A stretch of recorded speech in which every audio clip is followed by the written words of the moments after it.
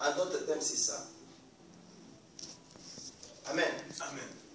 Qu'est-ce que la crainte de Dieu peut signifier dans ta vie ou dans ma vie? Qu'est-ce que la crainte de Dieu implique dans ta vie et dans ma vie? Pourquoi craindre Dieu? Qu'est-ce que cela signifie? Alléluia.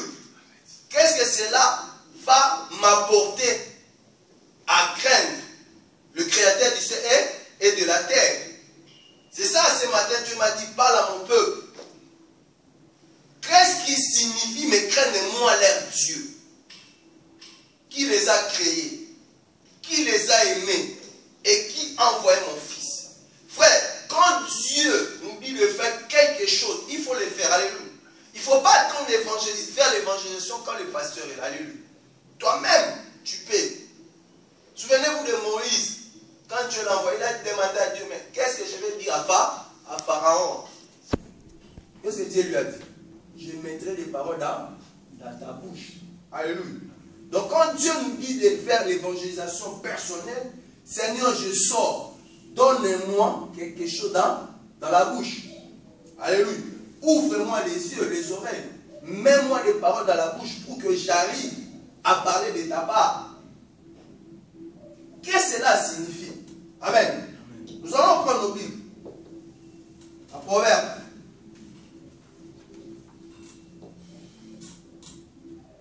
Premier chapitre. Proverbe, c'est après les psaumes. Amen. Je lis la parole de Dieu. Aujourd'hui, j'ai dit, je ne serai pas long. Alléluia. Peut-être ça va nous prendre 30 minutes ou 35 minutes. Je vais seulement nous rappeler qu'est-ce que signifie la crainte de Dieu dans notre vie. Alléluia. Parce que la crainte de Dieu a une signification profonde, frère. Alléluia. Dans la vie d'un chacun, frère. Ça a une signification profonde. Et cette signification peut aboutir dans beaucoup de choses, de récits dans ta vie. Alléluia. Parce que si tu ne marches pas dans la crainte de Dieu, tu n'auras pas la connaissance. Alléluia. De discerner quelle est la volonté parfaite, quelle est la volonté absolue de Dieu dans ta vie. Alléluia. Parce que quand tu n'as pas la crainte de Dieu, tu n'auras pas la connaissance de discerner le bien et le mal. La Bible dit, Proverbe, premier chapitre, le verset 7, la Bible dit, la connaissance. Aujourd'hui, je ne vais pas crier parce que je vous rappelle, parce que j'ai compris, à chaque fois je vous dis, allez évangéliser personnellement, vous arrivez par Alléluia. Et je vais vous rappeler ces choses. La Bible a dit dans le 7e verset, au premier chapitre du Proverbe, la connaissance commence par la crainte de qui? De l'Éternel. Il faut être fou pour mépriser la sagesse et l'instruction. La connaissance commence par la crainte de l'Éternel. C'est-à-dire, avant que tu saches discerner le bien et le mal, avant que tu saches quelle est la volonté parfaite, frère, de Dieu dans ta vie, hein, il faut d'abord les craindre. Alléluia. Parce que si tu ne les crains pas, que tu sois régulier à l'église, que tu sèmes financièrement, frère, que tu sois à l'intercession, que tu sois dans les lieux de prière, que tu sois à la veille de prière, si tu n'as pas la crainte de Dieu, tu ne verras pas. Alléluia. Tu n'auras pas cette connaissance. Alléluia. Amen. Tu vas vaciller à tout vent. Mais si tu as la crainte de Dieu, frère, tu auras la connaissance de discerner les actions du diable. Rappelons-nous, nous avons parlé des actions du diable. Mais comment moi, enfant de Dieu, moi qui crois en Jésus, comment je peux avoir cette connaissance de discerner? Ça, c'est les pièces diaboliques. Ça, c'est les actions du diable. Si je n'ai pas la crainte de Dieu, frères et sœurs, bien-aimés dans le Seigneur, aux églises, le fait de venir à l'église, ce n'est pas avoir la crainte de Dieu. Alléluia. Le fait de donner les dîmes, le fait de soutenir l'œuvre de Dieu, le fait de contribuer pour payer la salle, ce n'est pas ça que Dieu attend de nous. Alléluia. Ce sont des choses que tout le monde peut les faire. Hein? Alléluia. Moi, je connais beaucoup des églises où les femmes vont dans la prostitution, où les frères vont n'importe quoi, où ils vivent ils sont deuxième ou troisième femme d'une personne. Je les vois. Ils contribuent aussi. Et les pasteurs aussi ferment les yeux. Moi, je ne suis pas ce genre de pasteur, frère. Je n'accepterai pas ça dans la CCPA. C'est ainsi que je vous enseigne ces choses. Le fait de venir en intercession, le fait de venir dans la nuit de prière, le fait de venir régulièrement tous les dimanches à l'église, ça ne suffit pas. Alléluia. Amen. Parce que si tu n'as pas la crainte de Dieu, tu ne pourras pas exceller dans ta vie. Alléluia. Donc la Bible dit la connaissance. Et je parle de cette connaissance. Cette connaissance ne peut pas se limiter seulement spirituellement. Cette connaissance peut se matérialiser aussi dans la vie physique, frère. Alléluia. Dieu va permettre de connaître. Ah, oui, je suis allé demander la main de cette soeur. Je suis allé demander la main de cette femme. Mais Dieu va permettre, comme tu as ta crainte pour te dire non, c'est bien beau. Oui, bon, moi je ne sais pas. Il y a des gens qui disent les mariages c'est les prophéties. Moi je ne crois pas ça. Alléluia. Ce sont des cas exceptionnels. Moi je sais, la Bible dit l'homme quittera et s'attachera. Donc l'homme va aller aimer une femme. Alléluia. Tomber amoureux d'une femme, ce n'est pas dans les prophéties. Alléluia. En tout cas que ça soit, peut-être ça peut être un cas sur 1000 concernant les mariages. Alléluia. La prophétie dit c'est toi l'homme qui va aller vers la femme, qui va proposer à la femme. Et tu vas aller voir ton pasteur et après, on va vous parler de fiançailles, il faut vous étudier. Parce qu'on ne se marie pas pour être malheureux. On ne se marie pas pour divorcer. C'est ainsi qu'on lit bon nombre de serviteurs de Dieu, bon nombre des enfants de Dieu se marient dans la précipitation. Alléluia. Oui, parce que je suis passé, il faut que je me marie pour... Non, c'est pas ça. Alléluia. Il faut se marier pour faire plaisir à Dieu, pas pour faire plaisir aux hommes. Donc, c'est-à-dire, quand je vais chez une femme, comme j'ai la crainte de Dieu, qu'est-ce que Dieu va donner? Dieu va me donner cette connaissance de discerner, détecter plutôt les actions du diable. C'est alors Dieu, au travers de ma connaissance, ne pourra pas, cette connaissance qu'il m'a donnée, il ne va pas permettre que je puisse me marier avec telle femme ou tel homme. Alléluia. C'est comme ça aussi. Quand je vais à la recherche du travail, j'ai mon CV. Dieu va permettre, au travers de cette connaissance, pour dire non, ne sois pas ami de celui-là ou de celle-là. Pourquoi? Parce que dès le départ, j'ai la crainte de Dieu. Alléluia. Alors, comme j'ai la crainte de Dieu, quoi que je puisse certains des hommes, par cette connaissance, frère, qu'est-ce qui va se passer? Je vais marcher dans la connaissance. Pas dans la connaissance parce que j'ai des grands diplômes, non. Pas dans les connaissances parce que j'ai fait des grandes études, non. Cette connaissance vient d'en haut. Alléluia. Et ça se matérialise physiquement. Alors si je n'ai pas la crainte de Dieu, je n'aurai pas cette connaissance. Amen. Amen. Pourquoi? Parce que frère, j'ai compris une chose. Oh Église. Beaucoup d'églises à nos jours, frère, ils ont bâti prioritairement leur ministère ou leur enseignement sur les besoins du peuple. Alléluia. Sur les besoins du peuple. Ils ont bâti leur enseignement, frère. Ils prêchent sur les besoins du peuple. Non, moi le pasteur parti, je ne vais pas enseigner. Ou je ne vais pas parler je ne vais pas parler de Jésus par rapport à vos besoins. Alléluia. Amen. Alors, une telle conception est étrangère à la parole de Dieu. Donc je disais, beaucoup d'églises à nos jours ont bâti prioritairement leur ministère sur le besoin du peuple. Alléluia. Amen. Le besoin du peuple, par exemple, c'est quoi, frère? Donne-moi un exemple. Besoin du peuple. Oui. À l'église. Qu'est-ce que les sœurs célibataires attendent souvent? C'est Marie. Alléluia. C'est un besoin clairement Jésus. C'est un besoin du peuple. Est-ce qu'on comprend l'église? C'est un besoin du peuple. Les matériels. Un jour, oui, c'était l'année dernière quand je suis revenu du pays. Alléluia. C'était au mois de juin de l'année 2013. On a une fête ici en France qu'on appelle la fête de musique. J'étais en train de sillonner, de regarder tout et tout. Et je vois un pasteur à la gare du Nord qui dit, oh Seigneur, qui dit, je vais prier pour les gens qui veulent acheter les voitures. Alléluia. Amen. J'ai commencé à crier. J'ai dit, Dieu n'a pas besoin de ça. Alléluia.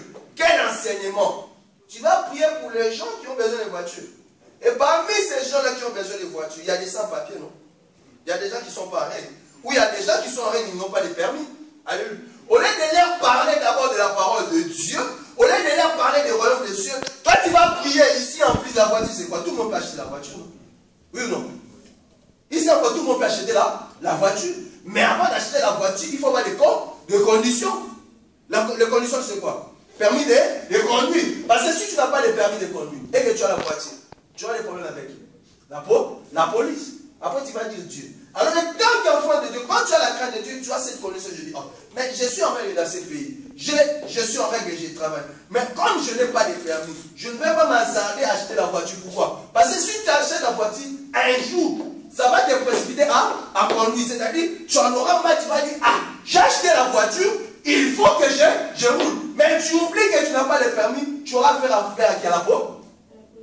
Après, tu vas te retrouver à garde à vie et l'image de Jésus sera ça, salut. Et j'ai commencé à crier ces jours-là. J'ai commencé à crier. Je dis non, non, non, non. Tu es tenté de mentir. Pourquoi tu prêches sur le besoin? Prêche les gens qui se répandent. Pourquoi? Parce que le royaume des cieux est proche. Frère, tu vas prier pour quelqu'un pour acheter la voiture. Mais quand Jésus va venir, est-ce qu'il va aller avec la voiture? Regardons tous ces tyrans qui sont morts. Je parle de Kadhafi. Je parle de mon ex-président, Mobutu, c'est ce coup. Il n'y a même pas une statue qui représente son image au pays. Rien. Pourquoi? Parce que c'était un tyran. Alléluia. C'était un méchant. Alléluia. Alors, la récompense, c'est quoi? Voyez la récompense. Même, mon frère président, Kabila, regardons même ici, il y a des journées où on commémore même général de Gaulle. Pourquoi? Ce sont des gens qui n'étaient pas même méchants. Ce sont des gens qui ont travaillé, frère Yves. Donc, pourquoi? Pour le bien du peuple, frère. Mais ils n'avaient pas la connaissance divine. Alléluia. Amen. Mais nous qui sommes enfants de Dieu, nous avons la connaissance divine. Frère, aujourd'hui j'ai remarqué beaucoup d'églises, leur prioritaire, ils prêchent sur le besoin du peuple. Alléluia. Non, il faut prêcher la parole de Dieu. Amen. Acclamons Jésus. C'est ainsi, dans le Proverbe 8, la Bible déclare ceci. Proverbe 8, verset 36. Écoutez-moi, peuple de Dieu. La Bible dit, en revanche, celui qui pêche contre moi se fait du tort à lui-même. Tous ceux qui me détestent aiment quoi? La mort. Alléluia. Amen. Tous ceux qui détestent la crainte de l'Éternel, ils n'auront pas la connaissance. Ils vont marcher dans les désordres. Ils vont marcher dans l'ignorance. Comme la sœur Pascaline a intervenu tout à l'heure par rapport à l'étude que nous avons eue. Ils préfèrent la mort. Alléluia. La Bible dit, en revanche, celui qui pêche contre moi s'est fait du tort à lui. Frère, quand tu pêches, alléluia, quand tu n'obéis pas à la parole de Dieu, quand tu ne marches pas dans les voies de Dieu, tu te fais le tort, tu dors toi-même. C'est-à-dire, c'est Karine, quand tu ne crains pas Dieu, tu te fais le tort toi. Écoute, tu fais... La Bible dit quoi? Le salaire du péché, c'est quoi? C'est la mort. Et le don gratuit de Dieu, c'est quoi? C'est la vie éternelle. Et ces dons gratuits, ça se matérialise dans quoi? Dans la crainte de Dieu. Acclamons Jésus.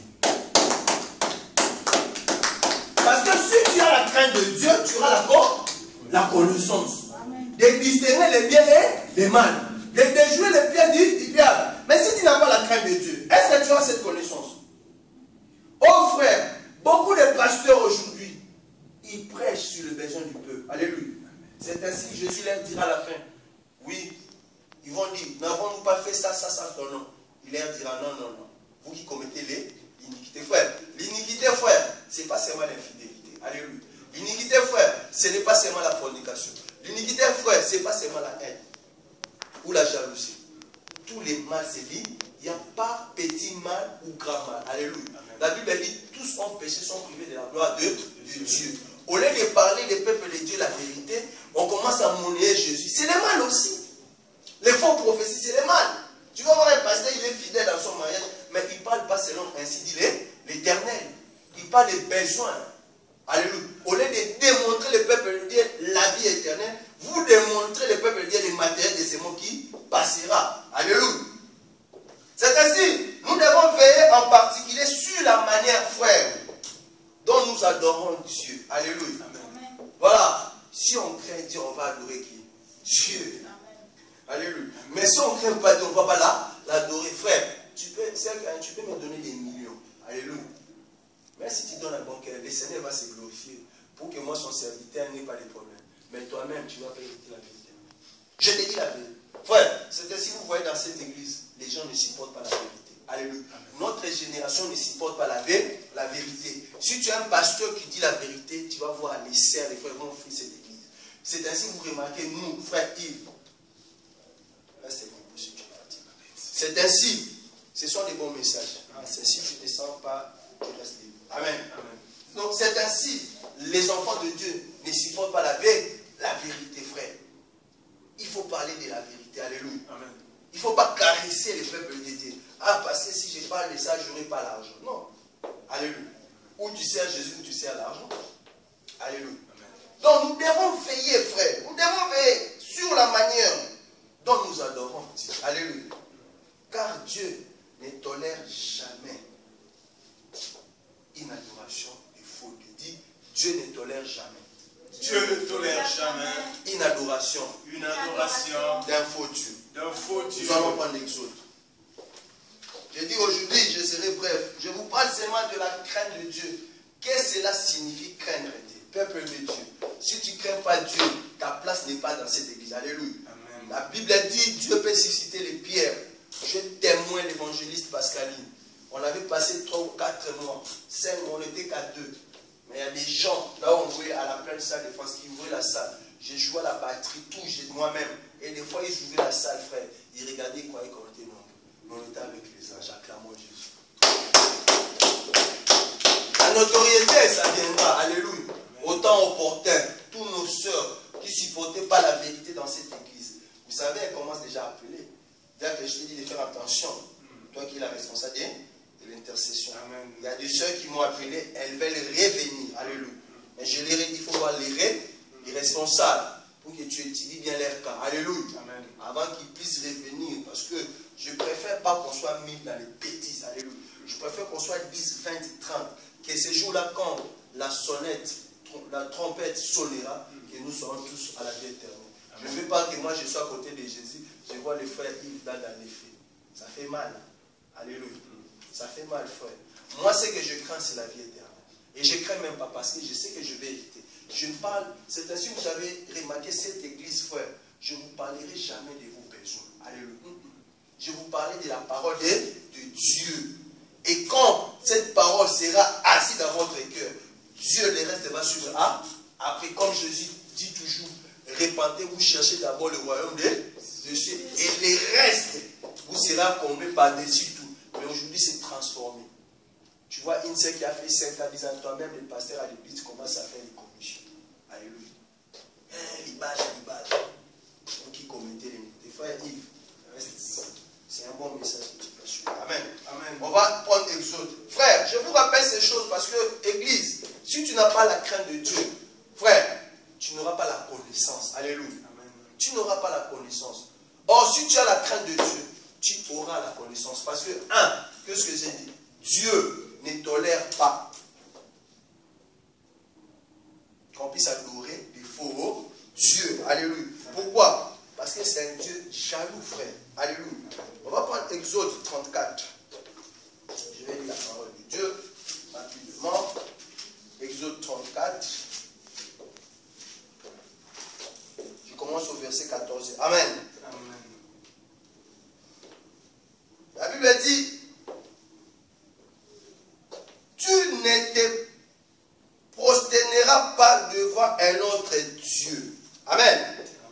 Car l'Éternel porte le nom de jaloux. Il est un Dieu jaloux. Prends bien garde de ne pas faire alliance avec les habitants du pays. Il risquerait de t'inviter lorsqu'ils se prostituent à leur Dieu et leur offre des sacrifices. Et tu mangeras des victimes qu'ils ont sacrifiées. Tu prendras de leurs filles pour tes fils. Et celles-ci, en se prostituant à leur Dieu, entraîneraient tes fils à se prostituer aussi à leur Dieu. Tu ne te feras pas de Dieu en métal fort, fondu. Frère, la Bible dit que si tu as la connaissance de Dieu, tu ne pourras pas adorer un faux Dieu. Parce que notre Dieu est un Dieu jaloux. C'est-à-dire quoi? Frère, quand je vous dis, quand il dit que ne te mêle pas avec ces gens de ces pays, donc il considère ces gens-là qui sont athées, qui ne croient pas à la seigneurie de Jésus, ton ami c'est qui? Tu fréquentes qui, frère? Alléluia. Quand Dieu te dit une chose, que ne te fréquente pas avec ces gens, ce n'est pas dit que ce n'est pas dit que tu les aimes pas, frère. Tu peux les aimer, mais il ne faut pas les fréquenter. Frère, regardez-moi votre pasteur. Est-ce que je n'ai pas d'amis? Quand on va dans les évangélisations, c'est quand même, tu ne vois pas que tout le monde me dit bonjour. Mais est-ce que je les fréquente? Je ne peux pas les fréquenter. Pourquoi? Qu'est-ce qu'on va parler? Frère, la Bible dit notre Dieu est un Dieu jaloux. Quand je vais voir le frère Yves, qu'est-ce qu'on va parler? On va parler de bonnes choses. On va parler des conseils. Ah, diacre, comment était ta semaine? Est-ce que tu es béni? Qu'est-ce qui s'est passé? Alléluia. Je ne vais pas aller à la moquerie. Alléluia. Je ne vais pas aller à la critique, frère. Est-ce qu'on se comprend? Parce que adorer un autre Dieu, frère, le fait de parler mal de ton frère ou de ta sœur, tu es en train déjà de haïr. Donc tu adores déjà quoi? Le diable. Je vous avais dit diable, c'est quoi? C'est un mot grec qui signifie diabolos. C'est celui qui détruit. C'est celui qui divise. Maintenant, toi, tu vas être ami de celui qui fait que Calmonier racontait des ragots. Il a quel esprit? Le diable. Le diable, son rôle, c'est quoi? De diviser, de détruire. Et toi, tu participes à quoi là? À la division. Est-ce que tu adores le Dieu créateur du ciel? Non. Tu adores qu'il est? Et Dieu sera content de toi. Acclamons Jésus.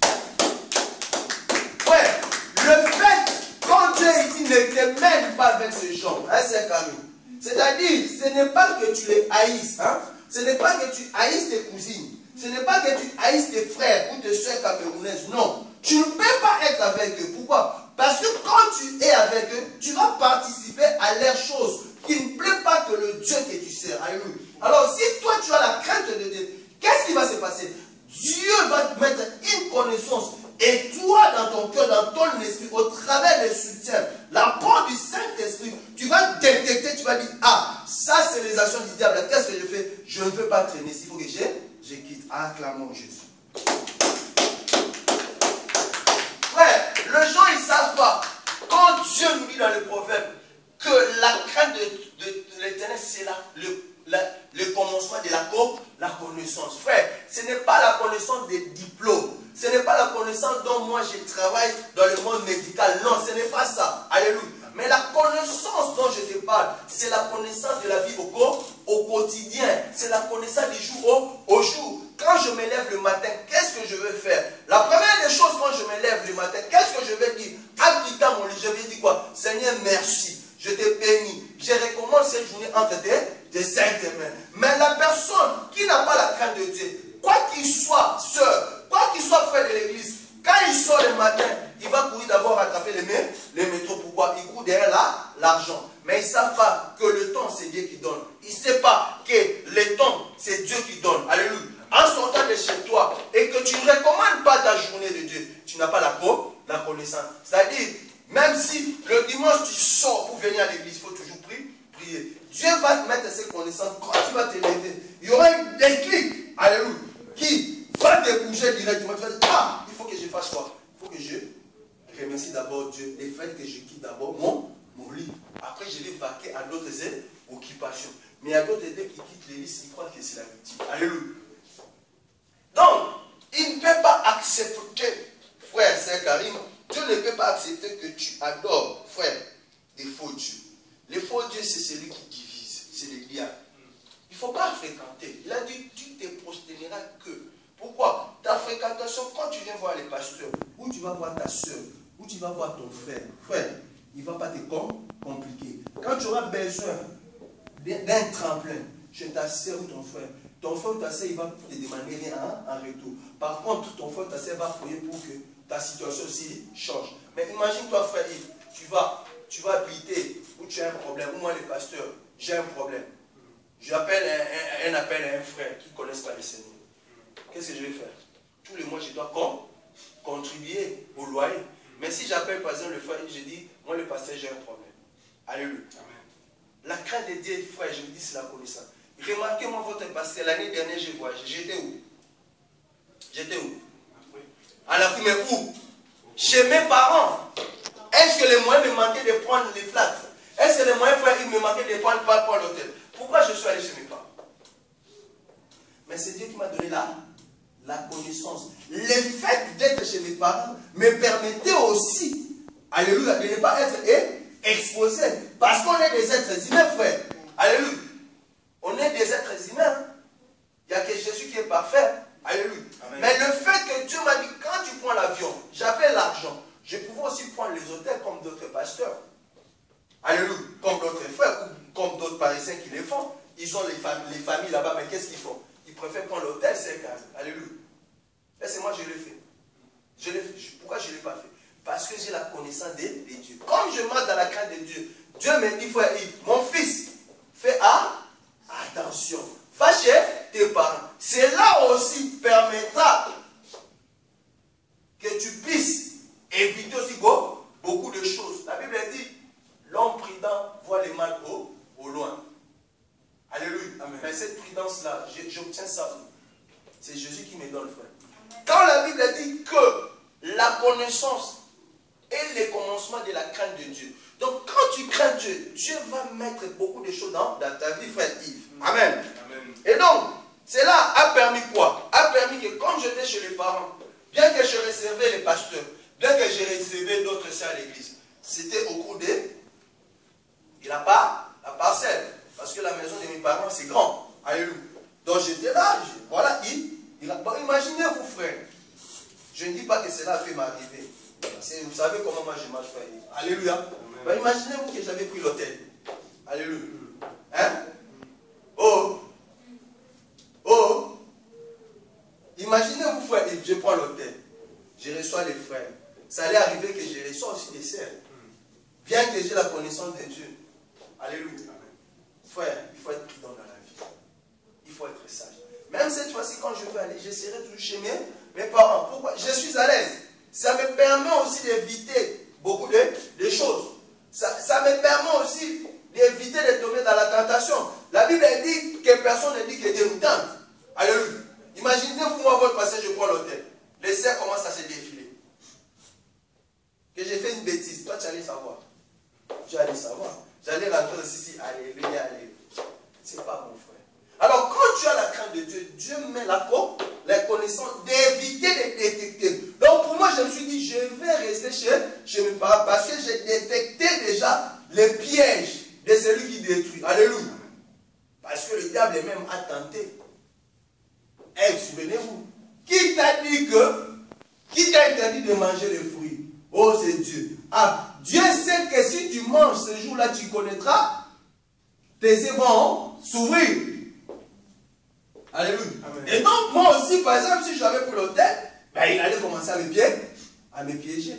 Alléluia. Alors, pour éviter, quand je marche dans la crainte de Dieu, qu'est-ce qui s'est passé? Dieu m'a donné la connaissance. Il dit, mon fils, reste chez tes parents. Alléluia. Même cette fois-ci, même si je vais encore pour l'évoluer, je resterai toujours chez mes parents. Alléluia. Les leaks que j'ai, c'est déjà Jésus. Acclamons Jésus. Dieu ne veut pas aussi une adoration livrée Dieu en y incorporant un fait étranger. Amen. Amen. Un fait étranger. La sœur Pascaline peut nous lire Matthieu 6. C'est quoi un fait étranger? Dieu n'accepte pas l'adoration livrée Dieu en y incorporant un fait étranger. L'évangéliste peut nous lire Matthieu 6, verset 24. Matthieu 6. Matthieu 6, verset 24. Nous lisons la parole de Dieu. Amen. Nul ne peut servir deux maîtres. Nul ne peut servir deux maîtres. Car ou il haïra l'un et aimera l'autre, ou il s'attachera à l'un et méprisera l'autre. Vous ne pouvez pas servir Dieu et Mammon. Acclamons Jésus. Nous allons nous asseoir. Voilà un Dieu, un fait aussi étranger, frère. La Bible dit que personne ne peut servir un maître, car où il détestera les premiers et aimera les seconds. Où il s'attachera aux premiers et méprisera les seconds. Vous ne pouvez pas servir Dieu et l'argent. Voilà, Dieu ne permet pas qu'on puisse l'adorer en y incompérant un fait étranger, frère. L'argent aussi fait partie d'un fait étranger, frère. La Bible dit que nous puissions aller parler de la part de Jésus.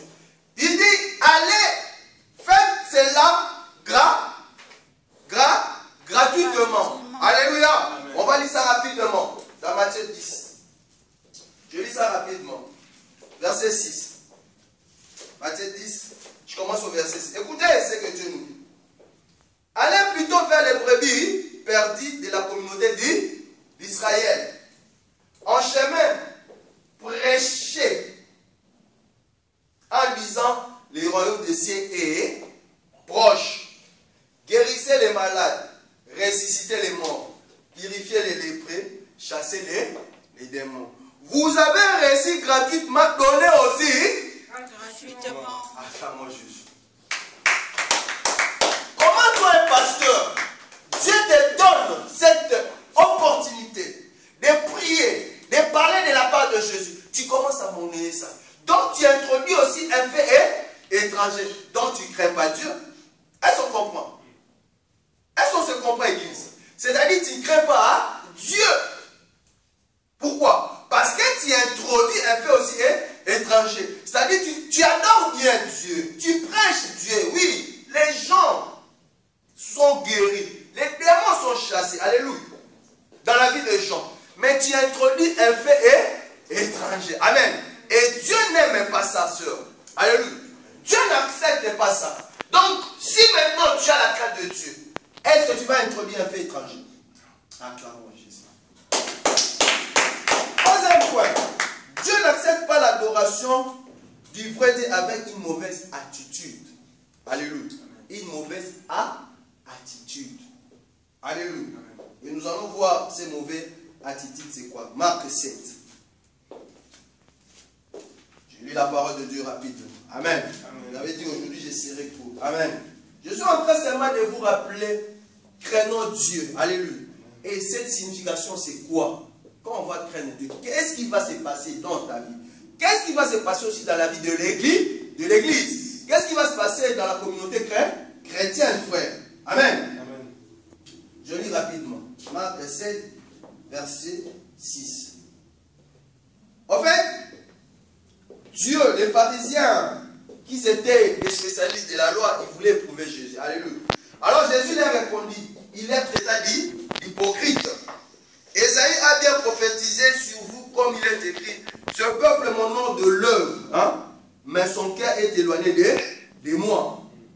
C'est faussement qui mon nom a donné des enseignements qui sont des commandements humains. Frère, je vous ai dit au début qu'aujourd'hui, dans beaucoup des églises, qu'est-ce que les pasteurs font?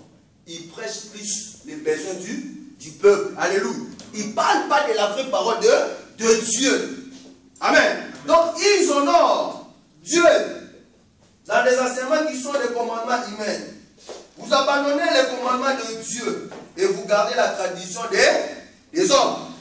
Car vous lavez les pots et les coupes et vous faites beaucoup d'autres choses semblables. Il leur dit encore, vous rejetez très bien les commandements de Dieu pour garder votre tradition. Acclamons Jésus. Voilà une mauvaise attitude. Frère, bon nombre des églises, églises, ils parlent plus sur les personnes du peuple. Alléluia. Amen. Les mariages, les matériels, je ne sais pas, les voyages, c'est pas ça qui compte. Alléluia. Voilà aujourd'hui la tradition. Dieu n'aime pas ça. Alléluia. Que nous puissions l'adorer par tradition. C'est ainsi, je vous ai dit, ce n'est pas le fait de s'aimer ou de donner l'argent ou de financer pour qu'on puisse payer la salle qu'on se retrouve ici qui est important, non. Ce qui est important d'abord, c'est la crainte de qui? De Dieu. Acclamons Jésus. Voilà, pour conclure maintenant, qu'est-ce que cela signifie, crainte de Dieu? Je vous ai démontré ces trois choses. Pourquoi? Je dis que la connaissance est le commencement de la crainte de l'Éternel. La Bible dit que c'est un fou qui méprise. Frère, un fou. La Bible. Tu peux lire ça encore rapidement. Un fou, Proverbe, 1er chapitre, verset 7. Donc, il y a des fous dans l'église alors. Amen. Il y a des fous.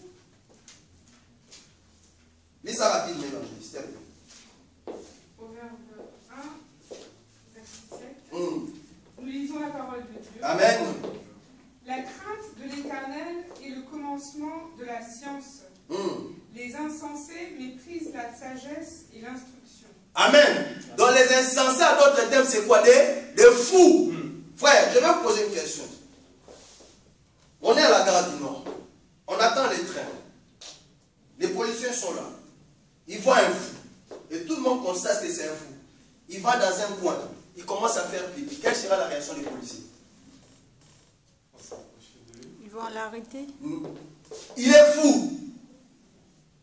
Ils vont venir avec des mots. Ok, oh monsieur, pourquoi? Parce qu'il est fou. Un fou, c'est quelqu'un qui est con. Il fait des choses, il est fou. Il ne sait pas ce qu'il fait. Maintenant, toi là, bien habillé. Ou moi, les pasteurs comme ça, cravate, tout ça là. Je vais dans un coin, à la gare du Nord, hop, je commence à faire pipi. Qu'est-ce que les policiers vont faire? Ils vont me noter pourquoi? Parce que je suis normal. Alléluia. Je ne suis pas un fou. Alléluia. Parce qu'on le voit, les fous, des fois, ils filment dans la gare. Aujourd'hui, il y a interdiction de filmer. Un fou peut filmer. Pourquoi? Parce qu'il est fou. Donc, même la société sait que cette personne est fou. Donc, il ne calcule pas. Donc, c'est quelqu'un qui est hors société. Parce qu'il n'est pas, il est inconscient. Alléluia. Maintenant, si Dieu te dit que si tu les crains, tu auras la connaissance. Mais si tu ne les crains pas, tu es fou. Dieu, qui est au-dessus de toutes choses. Dieu qui est même au-dessus de ces policiers-là. Si tu es très défou, mais vie ne débute. Et donc, il y a des pasteurs fous. Alléluia. Vous qui nous suivez, suivez ces enseignements. C'est ainsi que je vous invite de venir, que vous suivez ça en live comme ça, au peuple de Dieu. Nous enseignons la parole de Dieu. Nous enseignons pas vos besoins. Alléluia. Non. Moi, je ne peux pas enseigner vos besoins. C'est de vous-même. Je vous avais dit, en Jésus-Christ, il n'y a pas de situation difficile, frère. Non. Toi-même, tu peux créer ton miracle. Mais crains d'abord Dieu, acclamant Jésus. Oh. Alors, si tu crains Dieu, qu'est-ce que cela signifie? Cela signifie, c'est garder sa parole. Parce que si tu crains Dieu, tu vas garder sa parole. Et quand tu vas garder sa parole, est-ce que tu vas adorer les faux dieux? Non. Est-ce que tu vas adorer Dieu en mettant des faits étrangers? Non. Est-ce que tu vas adorer Dieu avec une mauvaise attitude? Non. Tu vas lui adorer en esprit et en vérité. Pourquoi? Parce que tu gardes sa parole. Je vais lire ça rapidement. Deutéronome 6. Ils ont la parole de Dieu. Voilà une des significations. Craindre de Dieu, c'est garder sa parole. Je vais lire rapidement, nous sommes presque à la fin. Je suis en train de vous rappeler ces choses, Église, pour que nous progressions ensemble. Je ne veux pas que vous soyez comme d'autres frères qui nous ont quittés. Ah, pasteur, toi tu as la grâce, tu as l'argent. Oui, mais j'ai l'argent parce que je crains Dieu. Alléluia. Amen. Et je vous transmets ces choses. Alléluia. Pour que vous aussi, à votre tour, que vous soyez aussi bénis, peut-être richement que les pasteurs. Acclamons Jésus. On lit Deutéronome rapidement. Deutéronome chapitre 6. Donc je disais que, voilà, qu'est-ce qui signifie craindre Dieu? Première des choses, c'est garder sa parole. Si tu gardes sa parole, tu ne vas pas adorer les faux Dieu. Répondez-moi. Si tu gardes sa parole, tu ne vas pas adorer les faux Dieu. Tu ne vas pas adorer Dieu en mettant un fait étranger dont nous avons parlé tout à l'heure. Tu ne vas pas adorer Dieu avec une mauvaise attitude.